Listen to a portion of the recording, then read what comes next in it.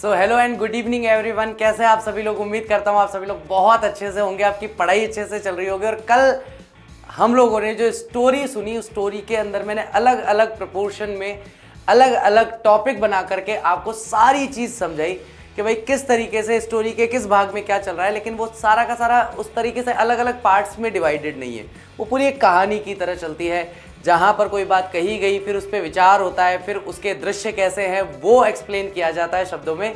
तो एक कहानी उस तरह से लिखी जाती है। तो उसको आज हम लाइन टू लाइन और वर्ड टू वर्ड डिस्कस करने वाले हैं। कहानी का शीर्षक क्या है? कहानी का शीर्षक है I want to drive a car. मैं एक कार चलाना चाहता हूं, मैं कार ड्राइव करना चाहता हूं।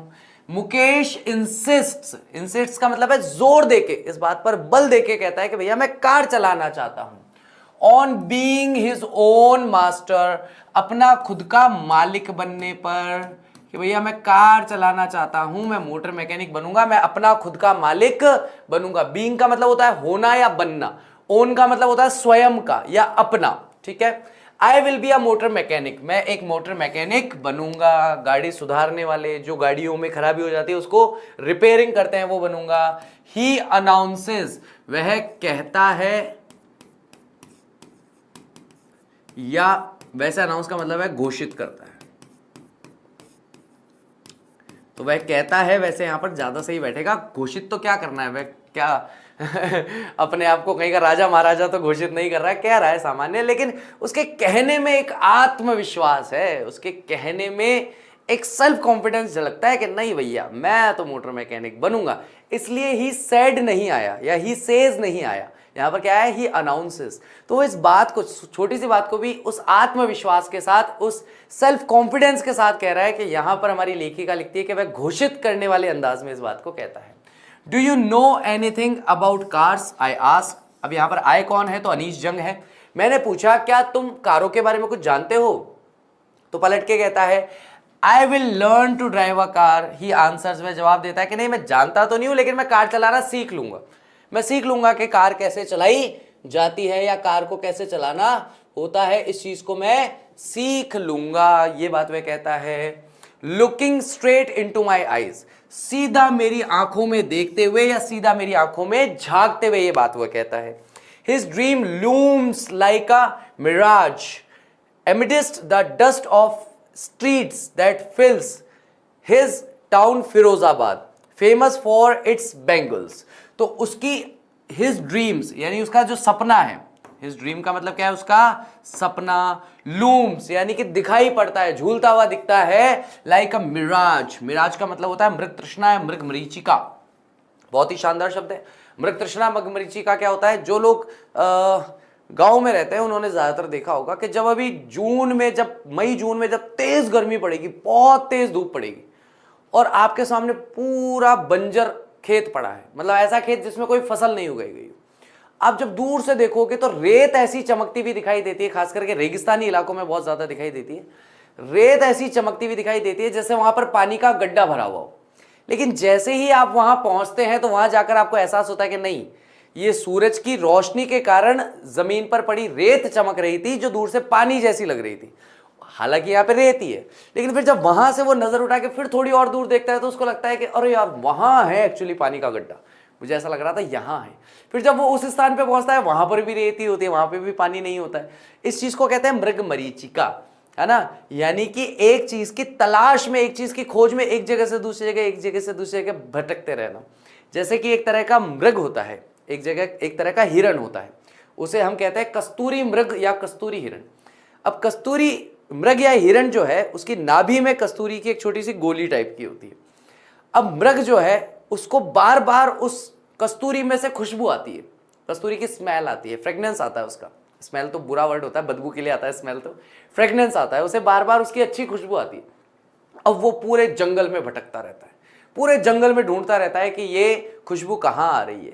तो जैसे एक राहगीर पानी की तलाश में पूरे रेगिस्तान में भटकता रहता है, जैसे एक मृग कस्तूरी की तलाश में जिसमें से खुशबू आ रही है पूरे जंगल में भटकता रहता है, वैसे ही ये मृग मरीचिका जैसा प्रतीत होता है। ऐसा लगता है कि उसका सपना ऐसा है कि वो उसको पाने की कोशिश तो कर रहा है, लेकिन उसको पाने की कोशिश में वो उम्र भर भटकता रह जाएगा, कुछ भी प्राप्त नहीं कर पाएगा। Like a mirage amidst. और क्यों कह रही है वो मिराज? यहां पर लेखिका ने उसके सपने को मिराज क्यों कहा है? क्योंकि वह ऐसे स्थान पर रहता है, ऐसे लोगों के बीच में रहता है, द डस्ट ऑफ स्ट्रीट्स, सड़कों की धूल के मध्य, दैट फिल्स, वह धूल और वह सड़कें जिससे भरा हुआ है, क्या भरा हुआ है? उसका टाउन फिरोजाबाद। और जो फिरोजाबाद है उसके बारे में फिर एक वाक्य आया, फेमस फॉर इट्स बैंगल्स, वह फिरोजाबाद जो चूड़ियों के लिए बहुत ज्यादा प्रसिद्ध है, चूड़ियों के लिए बहुत ज्यादा फेमस है।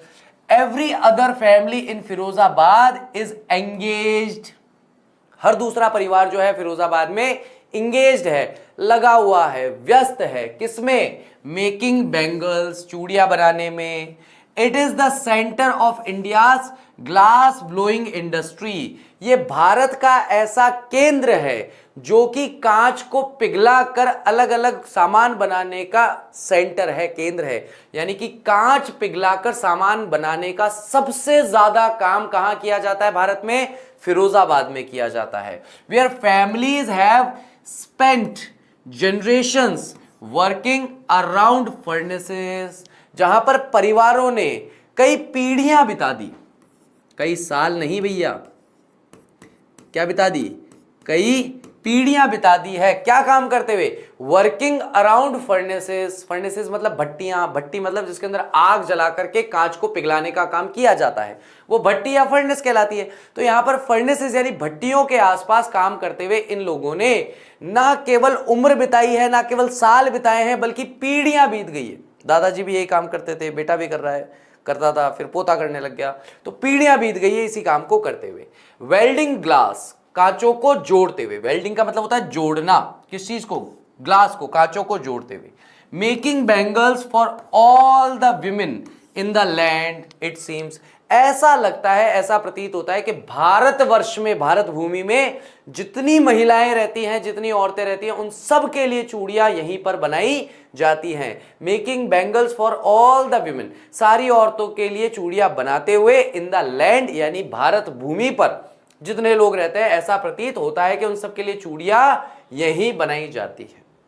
मुकेश फैमिली, मुकेश का जो परिवार है, इज अमंग देम, और मुकेश का परिवार भी उन परिवारों के बीच में ही है, उन परिवारों में से ही एक परिवार मुकेश का भी है। None of them know that it is illegal, उनमें से कोई ऐसा नहीं है जो ये बात जानता हो कि ये गैर कानूनी है। भैया ये काम अवैध है। क्या अवैध है? क्या चूड़ियां बनाना अवैध है क्या भैया?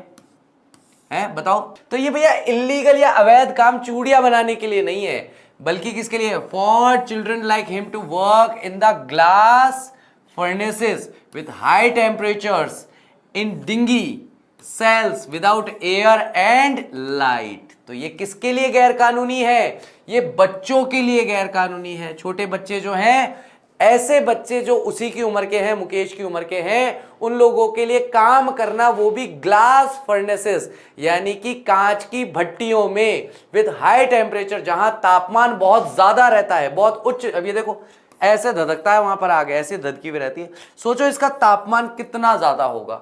हाई टेम्परेचर होता है। डिंगी यानी कि धुंधले, सेल्स का मतलब होता है छोटे कमरे, ठीक है, एक तरीके से जेल वाले कमरे होते हैं ना, छोटे छोटे कमरे, वैसा छोटा कमरा है। विदाउट एयर, जहां पर ना हवा है ना ही पर्याप्त रोशनी है। दैट द लॉ, और ये कि कानून, इफ इन्फोर्स्ड। अब देखो ये दो बातें बड़ी शानदार हैं। किसी कार्य का गैर कानूनी अगर कोई कार्य है तो वो कार्य हो कैसा रहा है? ये कई बार पूछा जाता है कि अगर कोई काम गैर कानूनी है तो हो कैसे रहा है। जैसे बाल मजदूरी या बाल श्रम जो है वो गैर कानूनी है। किसी भी बच्चे को किसी हजार्डियस इंडस्ट्री के अंदर काम पर नहीं रखा जा सकता। ऐसी कंडीशन में भी लोग जो है हजार्डियस इंडस्ट्री में बच्चे काम कर ही रहे हैं। आज भी आप किसी चाय की दुकान पे चल जाओ, कोई छोटू आपको वहां पर ग्लास उठाते हुए, ग्लास मांजते हुए दिख ही जाएगा, चाय पकड़ाते हुए दिख ही जाएगा। ऐसा तो नहीं है कि कानून या कानून का जो पालन करवाना जिन लोगों की जिम्मेदारी है वो अंधे हैं और आंखें केवल आपके और मेरे पास ही है। बात आती है इन्फोर्समेंट ऑफ द लॉ की। कानून बनाना एक अलग बात है, कानून को लागू करना एक अलग बात है। तो एनफोर्स का मतलब क्या है? लागू करना। अगर जो कानून है, अगर जो लॉ है, अगर जो नियम है, अगर उसे सही तरीके से लागू किया जाए, could get him and all those 20,000 children out of the hot furnaces। तो अगर इस कानून को सही तरीके से लागू किया जाए तो मुकेश को और उसके जैसे 20,000 बच्चों को इस गर्म भट्टी वाले स्थान से बाहर निकाला जा सकता है ना। कानून भारत में कई जगह हम देखते हैं, कानून की वही व्यवस्था है जो व्यवस्था आपके टाइम टेबल की है। समझ रहे हो, दो चीजें हैं बिल्कुल एक जैसी हैं, कोई अंतर नहीं। लेजिस्लेटिव मेंबर्स जो हैं, यानी कि संसद के जो सदस्य हैं, वो कानून का निर्माण करते हैं और रख देते हैं। ब्यूरोक्रेट्स जो हैं, जिनको हम नौकरशाही कहते हैं, नौकरशाह कहते हैं, उन लोगों का काम है उस कानून को लागू करना। ठीक है, नियम बनाने वाले ने नियम बना दिया, लागू करने वाले ने लागू नहीं किया। अगर लागू करने वाले ने लागू कर भी दिया तो एक बार लागू करके भूल गए, कोई उस पर कोई मतलब नहीं, कोई काम नहीं हो रहा उस पर। सेम स्थिति आपके टाइम टेबल की है। दिल पे हाथ रख के बताओ, दिल पे हाथ रख के कितनी बार आप लोगों ने अपना टाइम टेबल बनाया और कितनी बार उस टाइम टेबल को फॉलो किया? दिल पे हाथ रख के बताना, ईमानदारी देखो। किसी ने अगर नहीं बनाया तो साफ मेरे को चैट में बताओ, सर मैंने कभी नहीं बनाया और मैं किसी टाइम टेबल को फॉलो भी नहीं करता। बनाया है, अगर फॉलो नहीं किया है तो मेरे को एक बार फटाफट बताओ।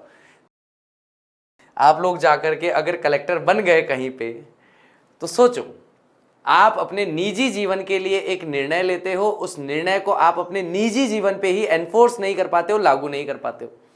आप में से अगर कोई जाकर के कलेक्टर बन गया और उसको किसी जिले की जिम्मेदारी दे दी कि भैया ये नया कानून बना है, आपको इसको लागू करना है, मैं निश्चित हूं आप लागू नहीं कर पाएंगे, क्योंकि आप में केवल और केवल उसको लागू करने के लिए एक चीज की आवश्यकता है, जो आप में कमी है, वो है ये शब्द। आप में बस मात्र एक इस चीज की कमी है, विल पावर की कमी है, इच्छा शक्ति की कमी है। किसी इच्छा को करना और शक्ति के साथ पूरी ताकत लगा के अपने आप को झोंक के उस विल को, उस इच्छा को पूरा करना, खास करके सकारात्मक या सार्थक कार्यों में, जैसे कि टाइम टेबल बना के उसे फॉलो करना। तो टाइम टेबल बनाइए, अपनी इच्छा शक्ति को मजबूत कीजिए और उसे फॉलो कीजिए। ठीक है, don't be like the other bureaucrats who don't enforce the law with their full potential। अपनी पूरे सामर्थ्य, पूरी शक्ति के साथ जो लोग लोगों को इन्फोर्स नहीं करते, उनकी तरह हमें नहीं बनना है। हमें सबसे पहले जो लॉ इन्फोर्समेंट सीखना है वो अपने खुद के जीवन पे अप्लाई करके सीखना है, तभी हम दूसरों के जीवन को प्रभावित कर पाएंगे। तो यहां पर उन फर्नेसेस से उन्हें बाहर निकाला जा सकता है। वेयर दे स्लॉग, ये जहां पर वो बहुत कठिन परिश्रम करते हैं। देयर डे लाइट, अपने दिन के समय को, यानी कि डे लाइट के जो आवर्स हैं, जिस समय सूर्य रहता है उस समय के समय को।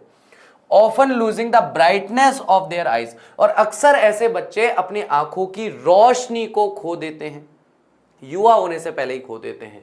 मुकेश's आईज बीम, अब देखो यहां पर दो आंखों की तुलना हुई है। एक मुकेश है जिसकी आंखें चमक रही है, और एक वो बच्चे हैं जो ऐसी भयानक परिस्थितियों में रह रहे हैं, अंधेरी कोठरियों में बैठे हैं और फर्नेसेस के साथ में चूड़ियां बनाने का काम कर रहे हैं, और वो युवा होने से पहले ही अपनी आंखों को खो देते हैं।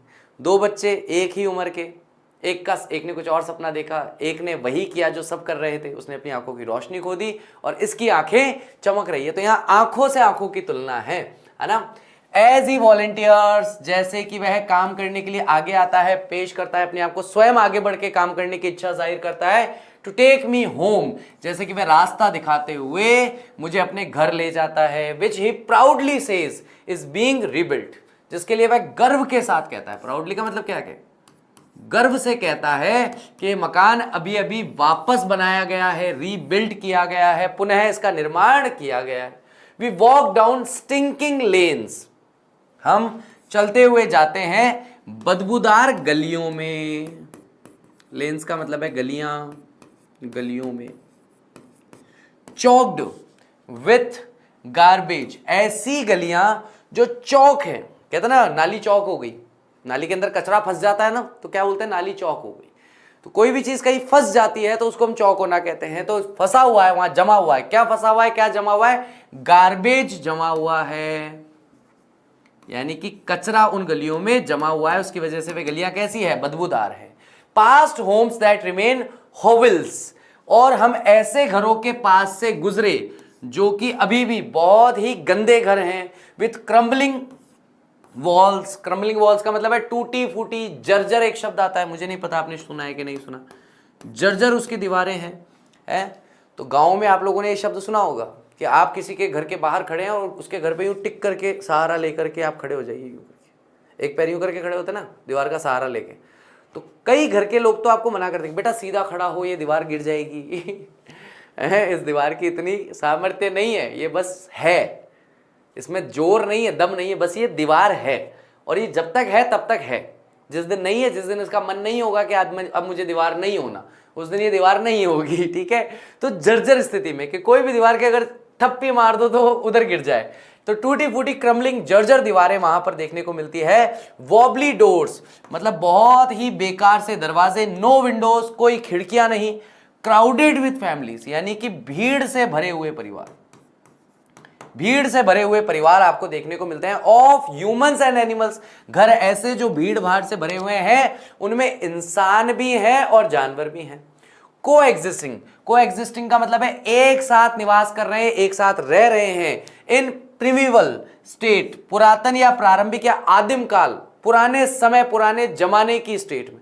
जैसे पुराने जमाने में ऐसा होता था कि नॉर्मली एक घर होता था 3 तरफ और बीच में जो चौक होता था वहीं पर गायें भैंसें बांधी जाती थी। आप बहुत सारी साउथ इंडियन मूवीज देखेंगे तो वो दृश्य आज भी आपको देखने को मिल जाएगा, जहां घर के अंदर ही गायों को, भैंसों को, भेड़ों को घर के अंदर ही रखा जाता है। भेड़ तो नहीं, बकरियों को। ठीक है, तो वो जो स्टेट है वह आज भी फिरोजाबाद में देखने को मिलता है। फिरोजाबाद में वो चीज आज भी दिख जाती है, बोलो हाँ कि ना। चलिए नेक्स्ट देखते हैं। ही स्टॉप्स एट द डोर, और वह एक दरवाजे पर रुकता है, उस दरवाजे पर, ऑफ वन सच हाउसेस। जिस तरह के घरों के बारे में हमें लेखिका बता रही है, वैसे ही जिसकी जर्जर दीवारें हैं, बहुत ही बुरा सा बना हुआ उसका दरवाजा है, जिसमें किसी तरह की खिड़कियां नहीं हैं, इंसान और जानवर साथ में ही रह रहे हैं, बदबूदार घर हैं, पुराने घर हैं, भीड़ भाड़ से भरे हुए घर हैं, ऐसे ही घर के बाहर वह रुकता है। Banks a wobbly iron door with his foot. हमारी भी आदत होती है, युवावस्था में बच्चों की आदत होती है, हाथ से दरवाजा नहीं खोलना, लात मार के खोलेंगे। सारे के सारे यहाँ पे अमिताभ बच्चन के फैन हैं, तो लात मार के फुट से वो दरवाजे को खोलता है। आयरन का दरवाजा है, यानी कि एक किसका, लोहे का दरवाजा है, जिसे वह अपने पैर से खोलता है। एंड पुशेस इट ओपन, और धक्का देकर उसे, पैर से ही धक्का देकर उसे खोल देता है। We enter a half built shack, हम एक आधी बनी हुई झोपड़ी में प्रवेश करते हैं। In one part of it, और इस आधी बनी हुई झोपड़ी के एक भाग में ट्रेस्ड का मतलब है छप्पर बना हुआ है, with dead grass. Dead grass का मतलब गांव के बच्चे जानते हैं, सूखी घास से छत बनाई जाती है ना, चारा बोलते हैं। सूखी घास या चारा जो होती है, बाजरे के जो तिनके होते हैं, मतलब कोई भी ऐसी घास जो नॉर्मली थोड़ी हाइट तक होती है ना। जैसे गेहूं की बात करेंगे तो गेहूं की इतनी हाइट नहीं होती, गेहूं की हाइट थोड़ी कम होती है। लेकिन बाजरे की बात करोगे, ज्वार की बात करोगे तो उनकी हाइट थोड़ी सी, मक्के की बात करोगे तो उनकी हाइट थोड़ी सी ज्यादा होती। तो ऐसी फसलें जिनकी हाइट ज्यादा होती है उसमें से फसल तो तोड़ के उतार ली जाती है, बाकी उनके जो तिनके रहते हैं, स्ट्रॉज रहती हैं, उनको जोड़ करके छत बनाई जाती है। ठीक है, छपरा बनाया जाता है। तो डेड ग्रास से वहां पर एक छप्पर बनाया गया है। इज अ फायरवुड स्टोव, वहीं पर एक फायरवुड का मतलब है लकड़ी से जलने वाला स्टोव यानी चूल्हा। वुड का मतलब लकड़ी, फायर का मतलब आग, स्टोव का मतलब चूल्हा। 3 शब्दों को साथ में जोड़ लो, अपने आप समझ में आ जाएगा फायरवुड क्या होता है। ऐसा होता है, देखो, जिसके अंदर लकड़ी डालो, आग लगाओ, फिर पकाओ, तुम भी खाओ, मुझे भी खिलाओ। Over which sits a large vessel, जिस पर एक बड़ा सा बर्तन रखा गया है। और वो बड़ा सा बर्तन किसका है, क्या है उसमें, सिजलिंग स्पिनच, उसके अंदर उबलता हुआ। सिजलिंग यानी कि एक सी की जो आवाज आती है जब भी सब्जी बनती है, तो उसमें पानी के उबलने की जो आवाज आती है, सिजलिंग यानी उबलता हुआ स्पिनिच, पालक की पत्तियां उसमें देखी जा सकती हैं, यानी पालक की सब्जी। कुल मिला के बात यह है कि मुकेश के घर में आज शाम को पालक की सब्जी बन रही है, यहां हमें ये पता चलता है। ऑन द ग्राउंड, और जमीन पर, in the large aluminium platters, यानी कि बड़ी बड़ी जो प्लेटें हैं एल्यूमिनियम की बनी हुई, ये भी एल्यूमिनियम का ही है। ठीक है, एल्यूमिनियम की बनी हुई जो प्लेटें हैं वह ग्राउंड पर रखी हुई है, बड़ी प्लेटें रखी हुई हैं। आर मोर चॉप्ड वेजिटेबल्स, उस पे और काटी हुई वेजिटेबल्स रखी गई हैं। ठीक है, यानी कि अभी तो पालक उबल रहा है, अभी उसमें छौंक लगना बाकी है। तो छौंक लगने के लिए अभी तो पालक को पहले केवल अलग से उबालेंगे, फिर उसका छौंक तैयार करेंगे। तो उसमें क्या क्या डालोगे भाई? लहसुन डालना चाहिए मेरे हिसाब से, तो सबसे पहली चीज़ है लहसुन डाल दो, प्याज डाल दो और मिर्ची डालो, उसके अलावा टमाटर डालो। कम से कम ये 3-4 चीज़ें तो हो कि पालक खाएं तो एटलीस्ट स्वाद तो आए। और नहीं, अगर नहीं है ये सारी चीज़ें तो कोई बात नहीं, फिर उसमें पनीर डाल दो, काम खत्म करो। और क्या, पालक पनीर खा लेंगे, गरीब आदमी है। या तो पालक की सब्जी ढंग से बना के खिला दो, नहीं तो उसमें पनीर डाल दो, काम खत्म। कुछ तो खाने को मिला, भूख लग रही है। ठीक है, अ फ्रेल यंग विमेन, एक कमजोर सी पतली दुबली सी युवा महिला जो है इस कुकिंग व खाना पका रही है। द इवनिंग मील, सायकालीन भोजन, शाम का भोजन पका रही है। फॉर द होल फैमिली, पूरे परिवार के लिए। Through eyes filled with smoke she smiles, और आग में से जो धुआं निकल रहा है, स्मोक का मतलब क्या है? धुआं। तो जो धुआं निकाला हुआ है, उस धुएं की वजह से उसकी आंखें भरी हुई है, यानी कि उसकी आंखों में आंसू भरे हुए हैं। और उसी के बीच में वह भरी हुई आंखों में भी वह मुस्कुराती हुई सामने आती है। वह मुस्कुराती हुई सबका वेलकम करती है। She is the wife of Mukesh's elder brother, वह मुकेश के बड़े भाई की पत्नी है। नॉट मच ओल्डर, मुकेश से ज्यादा बड़ी नहीं है। अगर आयु में बात करोगे तो मुकेश से बहुत ज्यादा आयु उसकी नहीं है इन ईयर्स, सालों में। She has begin to command respect as the bahu, और उसने क्या किया कि भैया उसने, जो हमारे घर में अतिथि आता है तो बहू किस तरीके से, यानी घर की बहू किस तरीके से उसका आदत करेगी, सत्कार करेगी, उसको निवेदन करेगी, प्रणाम करेगी, वही सारे रिचुअल्स जो हैं, जो परंपरागत रूप से वहां किए जाते हैं, वह उन सभी चीजों को करना शुरू कर देती है। The daughter in law of the house, क्योंकि वह कौन है? वह घर की बहू है। तो घर की बहू के द्वारा जो कार्य किए जाने चाहिए वह कार्य करना वह शुरू कर देती है। ऑलरेडी इंचार्ज, इंचार्ज मतलब होता है मुखिया है एक तरीके से। वो इंचार्ज मतलब सभी की जिम्मेदारी उसके ऊपर है, वो इंचार्ज है। ठीक है, जैसे स्कूल के अंदर प्रिंसिपल अलग होता है, इंचार्ज अलग होता है। प्रिंसिपल तो प्रिंसिपल का काम करता है, इंचार्ज को सबको संभालना है, बच्चों को भी संभालना है, एडमिशन को भी संभालना, जिनको बाबूजी बोलते हैं कि बाबूजी से आके मिल लो, बाबूजी से आके मिल लो। टीचर से प्रॉब्लम है, बाबूजी से मिलो। बच्चों से प्रॉब्लम है, बाबूजी से मिलो। फीस की कोई दिक्कत है, बाबूजी से मिलो। कॉपी किताब की कोई प्रॉब्लम है, बाबूजी से मिलो। ड्रेस पहन के नहीं आए, बाबूजी से मिलो। जो भी काम है बाबूजी से मिलो। तो वो इंचार्ज होता है। ठीक है, ऐसा व्यक्ति जो इंचार्ज होता है। ठीक है, ऑफ 3 मेंस, यानी कि इस घर में 3 पुरुष रहते हैं। उन 3 पुरुषों के इंचार्ज वो अकेली पहले से है। हर हस्बैंड, सबसे पहले है उसके पतिदेव, उसके बाद है मुकेश, और उसके बाद मुकेश और उसके पतिदेव के पिताजी। When the older man enters, और जब कभी भी घर में ऐसा होता है कि उससे बड़ी आयु वाले लोग, जेठ जी, ससुर जी, यही तो हुए भाई। मुकेश तो देवर हो गया, मुकेश को तुम देवर कहेंगे। तो जब भी जेठ जी आते हैं, जब भी ससुर जी आते हैं, प्रवेश करते हैं, शी जेंटली, वह बहुत ही तरीके से, सज्जनता से, withdraws behind the broken wall, एक टूटी हुई दीवार के पीछे धीरे से टक करके टूटी हुई दीवार के पीछे चल जाती है। Brings her veil closer to her face, और अपने सर पे घूंघट लगा लेती है। जैसे देखो इस महिला ने यहाँ पे इस पिक्चर में घूंघट लगा रखा है ना, घूंघट लगाना। ठीक है, तो जब भी घर के कोई बड़े, यानी उम्र में जो उनसे बड़े हैं और पुरुष हैं, एल्डर मैन की बात हो रही है, जब भी वो आते हैं वो टूटी हुई दीवार के धीरे से पीछे सरक जाएगी और घूंघट अपने चेहरे पर कर लेगी। ठीक है, जैसा कि कस्टम्स में हमें देखने को मिलता है। बोलो हाँ कि ना? एज कस्टम डिमांड्स, जैसा कि प्रथा है, जैसी कि परंपरा डिमांड करती है। डॉटर्स इन लॉज, यानी कि बहुएं जो होती हैं, मस्ट वेल देयर फेसेस, उन्हें अपने चेहरों पर घूंघट करना होता है बिफोर मेल एल्डर्स, जो पुरुष उनसे बड़े हैं उनके सामने उन्हें क्या करना होता है? अपने घूंघट को अपने चेहरे पर करना होता है।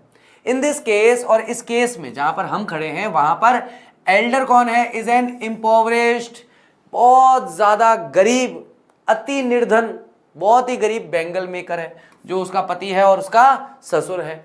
Despite long years of hard labour, है ना, बहुत लंबा समय, बहुत लंबे वर्षों तक कठिन परिश्रम करने के बाद भी, या के बावजूद भी कह सकते हो आप, के बाद भी, ऑफ हार्ड लेबर, यानी कि मुकेश और मुकेश के पिता बहुत लंबे समय तक कठिन परिश्रम कर रहे हैं, कठिन लेबर कर रहे हैं इस घर को चलाने के लिए, पैसा कमाने के लिए बहुत ज्यादा वो जोर लगा रहे हैं। फर्स्ट एज अ टेलर, उसके पिताजी पहले यानी कि मुकेश के पिताजी पहले एक टेलर के रूप में काम करते थे, देन अ बैंगल मेकर, उसके बाद चूड़ी बनाने वाले के रूप में काम करने लगे।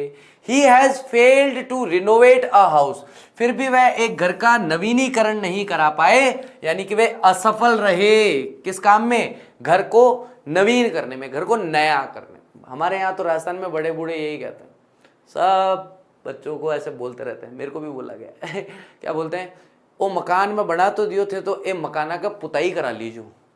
और पहले के समय में क्या होता था, जो दरवाजे होते थे वो लकड़ी के होते थे और वो मजबूत रहे, लंबे समय तक टिके रहे, उन पर ऑयल लगाया जाता था, तेल लगाया जाता था। तो एक किवाड़ा का तेल ही लगा लीजिए थे तो किवाड़ बना वो दूर की बात है, बिन रेबा दो, नया मकान बनावा, नया किवाड़ लगावा, बिन रेबा दो, खई मकान बनाओ थे, खई किवाड़ लगाओ थे, तो जो मकान में बना दिया ना थे तो ये पुताया करा लीजिए और ये जो किवाड़ लग रहा है यहाँ का तेल ही लगा बता दीजिए। यानी उनका ये कहना था कि तुम इस मकान को संभाल के ही बता देना, ठीक है। तो यहां पर भी ये स्थिति है कि उसके पिता ने मकान बनाया है लेकिन वह उसे रेनोवेट नहीं करा पाया, उसका नवीनीकरण नहीं करा पाया। Send his 2 sons to school, और ना ही वह अपने 2 बच्चों को स्कूल भेज पाया। All he has managed to do is teach them what he knows, और क्या करने की वह व्यवस्था कर पाया, कितना व्यवस्थित कर पाया अपने को, क्या कुछ वह कर पाया है, वह केवल और केवल उन्हें यही चीज सिखा पाया है, टीच कर पाया है जो उसे खुद को आती है। उसे क्या आती है, bangle making, the art of making bangles. उसको स्वयं को क्या आता है, यानी कि मुकेश के पिताजी को स्वयं को क्या आता है, तो उन्हें आता है बैंगल बनाना। तो वो कहते हैं कि भैया ना तो मैं इस मकान को ठीक करवा पाया, सुधरवा भी नहीं पाया, मरम्मत भी नहीं करा पाया, पहली बात। दूसरी बात, अपने बच्चों को स्कूल नहीं भेज पाया, इतना पैसा कभी था ही नहीं, इतना पैसा कभी कमा ही नहीं पाए। हालांकि पूरी उम्र, लंबे समय तक, लंबे वर्षों तक कठिन परिश्रम किया, बहुत मेहनत की, है ना। आजकल के बच्चे बहुत आसानी से, आपने मेरे लिए किया ही क्या है, पड़ोस वालों को देखो, उन्होंने अपने बच्चों को साइकिल दिला दी, आपने मेरे लिए किया ही क्या है, देखो दिवाली है, उसके पापा ने उसको 5 ड्रेस दिलाई, आप मेरे को कह रहे हो कि सिलवा ले ड्रेस, कपड़ा घर से निकाल ले और सिलवा ले ड्रेस। आपने भैया आप एक बार उनकी जगह पर आओ और जितना उन्होंने किया है उतना करके दिखा देना तो भी वो मान जाएंगे कि हाँ ठीक है। यानी कि अगर आपको आर्थिक अभाव कहीं देखने को मिल रहा है तो आप समझ लीजिए कि आपके फादर आपके भविष्य के निर्माण के लिए बहुत कुछ दाव पे लगा रहे हैं, है ना। ऐसी एक घटना मेरे मित्र ने भी कुछ दिन पहले मुझे बताई।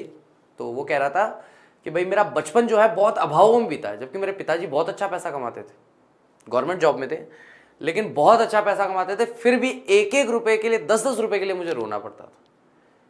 बाद में इस बात को जब हम लोगों ने, मतलब दोस्त, यार दोस्त होते हैं ना, हर तरीके से बात करते हैं, तो उसको जब हमने पता लगाने की कोशिश की तब पता चला कि उसका जो मकान है आज की तारीख में, जो उसका घर है, उस मकान की कीमत अराउंड 80 लाख के आसपास, 80 लाख के आसपास।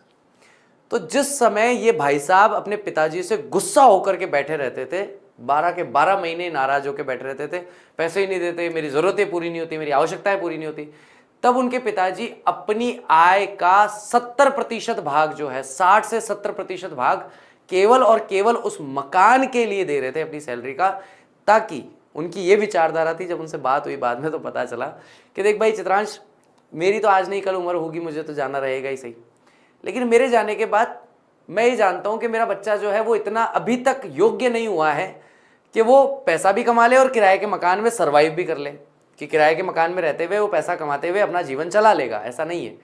कम से कम मैं और कुछ ज़्यादा उसको नहीं देके जा सकता, तो उसके छत पे, उसके सर पे एक छत देके जा रहा हूँ। अब बस उसे अपना और अपने परिवार का भरण पोषण करना है, इतना ही पैसा कमाना है कि वो स्वयं का और स्वयं के परिवार का भरण पोषण कर सके, ठीक है। और किसी भी समय, मेरे जाने के बाद किसी भी समय अगर उसके ऊपर कोई भी आर्थिक संकट आता है तो यार एक 80-90 लाख की पूंजी तो है ही उसके पास, उससे कम तो और क्या है, इससे ज़्यादा एक पिता क्या कर सकता है।